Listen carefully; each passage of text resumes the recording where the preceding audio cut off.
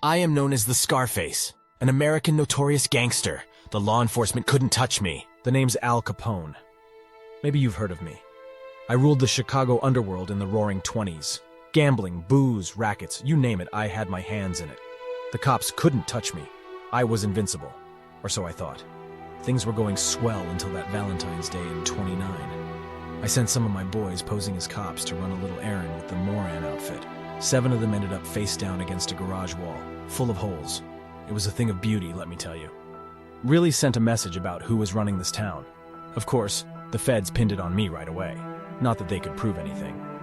But it put the heat on, that was for sure. Then I got called to testify before a federal grand jury.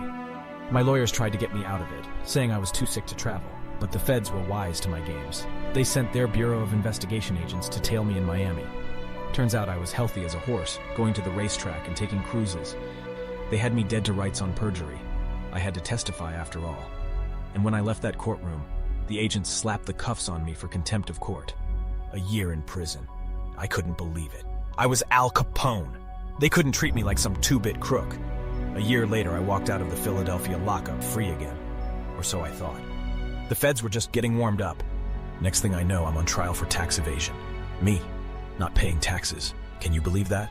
Where did they get the nerve? I tried to cut a deal, but the judge threw the book at me. 11 years in the slammer and fined to high heaven. They wanted to make an example out of me.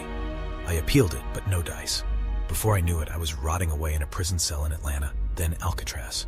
7 long years later, they finally let me out. But I was a shadow of my former self. My mind and body had deteriorated from untreated syphilis. I was hustled off to a Baltimore hospital, then down to my Palm Island estate in Florida. I never set foot in Chicago again. The feds had put an end to my empire and taken everything from me. In the end, I died a feeble, mentally diminished man. So much for being untouchable.